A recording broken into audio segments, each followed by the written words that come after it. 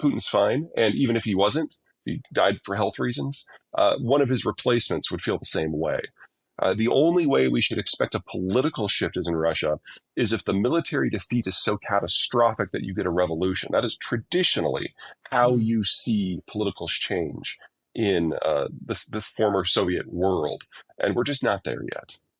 Yeah, Disaster. the people who make decisions based on economic rationale in Russia have already left.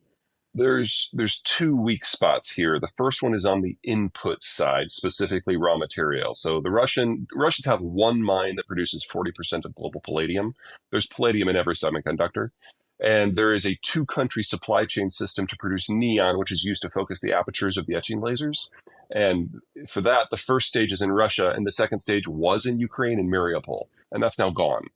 So that's conservatively half of global neon is gone. So we know we're going to face a semiconductor crunch where we just can't produce the volume we've become used to until we replace those sources from somewhere else. If there was cheap palladium laying around, we would have done that already. And neon, that's a 2 to 3 year period to build out the physical infrastructure to make it happen. The Koreans have started, the Chinese have started, but it's a race against time. So that's problem one. Problem two is that there's not just one kind of semiconductor, so it gets kind of hairy really quickly. But let's start on the high end because that's what everybody is concerned about. There are over 6,000 firms globally that are involved in semiconductor fab facilities for the 10 nanometer and better chips. 5,000 of them are involved with a company called ASML, which is a Mm-hmm. Dutch firm that does the lithography. Most of those 5,000 firms have no global competition. They're highly specialized. They do one thing for ASML, and most of them only have ASML as a customer. Now, these firms exist in China and Japan and South Korea and Taiwan and the United States and Canada, Mexico, and above all, Germany. See where I'm going here? You miss a few of those pieces, and ASML in its current form cannot function. Now, I am a huge fan of ASML. I think it is the world's best company. Whether it's quality control, managing their supply chain, the technical innovation, the corporate secrecy. Oh my God, they're so good at that. But they are the only company on the planet that makes the lithography machines, which are the most sophisticated machines humans build, for every single one of the fabs that produces the 10 nanometer and better chips. So one piece of that constellation falls out and the whole thing stops. So we don't need a war over Taiwan for this to break down. We need to rebuild the ecosystem in a more sustainable way. And since there are so many pieces to that, this is a multi-year process. So we should count on losing the leading edge chips on a global basis. On the low end, 90 nanometer and worse, the analog chips, the Internet of Things chips, that is 70, 80% within the Chinese system. We should count on losing those too. Now, everything in the middle, the 90 to the 10, like the workhorse chips, most of what we need to do the things that we consider necessary, whether it's aerospace, computers that are not servers, that system is more redundant. That system has more players that have more backup, and there's more competition across the space. I actually think that general area will be fine. But if you want to do Internet of Things, if you want to do electric vehicles, if you want to do automated driving or AI, that we need to write off for a few years. And that is going to be very difficult to build back at scale. Right. But in the worst case scenario, and I don't get to say good news very often, so please take this to heart. Most of the functionality that we have now in our vehicles, in our automation systems, in our aerospace, and our computing, most of that is not as good as the 10 nanometer chips.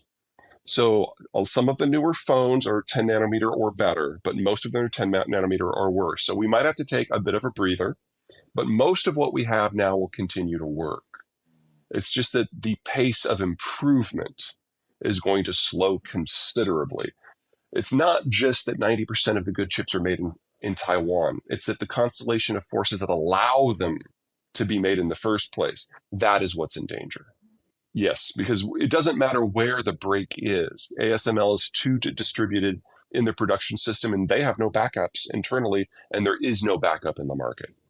10 nanometer chips and better are the ultimate distillation and physical manifestation of a perfect globalized environment that has held Mm. for decades, because it has taken decades for each and every one of these companies to get as good as they are at what they do.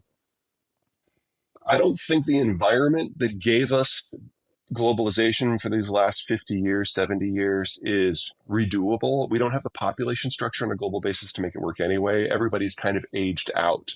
And you can't have global trade without global consumption. And now the demographics of Italy and Germany and Russia and China and Korea, they're all terminal. So the basis has never been there. We were always going to get here. We just now have political military issues that are kind of bringing our use by date forward. This was always going to be the decade that this all broke. The Russians and to a lesser degree the Chinese are taking steps to make that happen faster. Well, actually, the United States still has positive population growth, and Mexico has the healthiest demography for its own class, better than India or Brazil.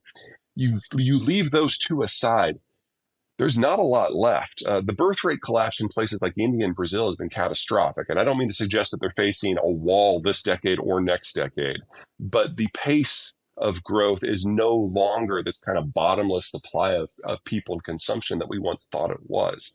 And even if it was, they have not advanced economically to a point where their consumption can replace places like Europe or China. They're in a position where there's no real clear path forward. So I don't want to say one particular path is the one that will or won't work, because none of them really will. The headline in specific, the idea is that China did Belt and Road, and during COVID, they went and told everybody that these were all loans. And everyone's like, no, these were all totally grants. And the only country that tried to pay them back was Sri Lanka, and we know how that went.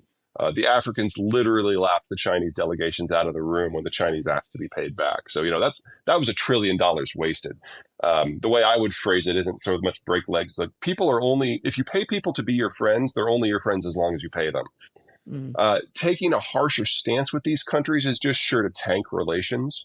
I would say that the warrior wolf diplomacy has done a great job of that already.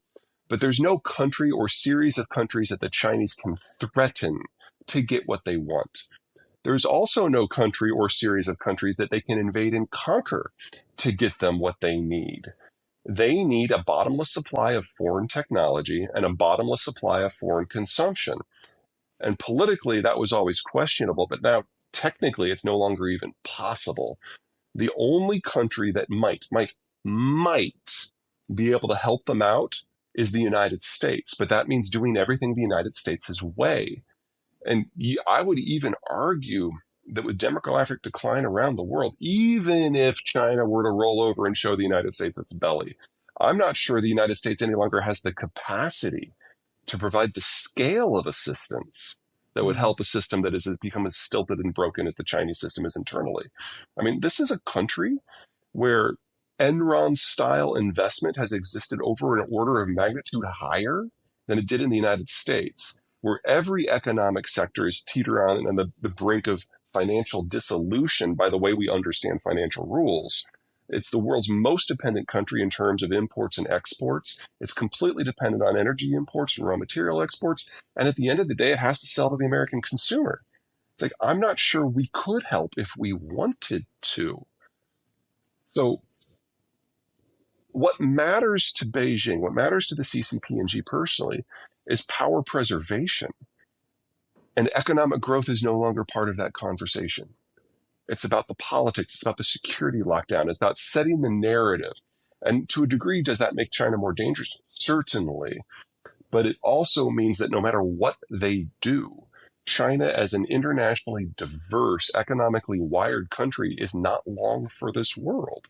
And that means it's all going to be different for everyone in the not too distant future.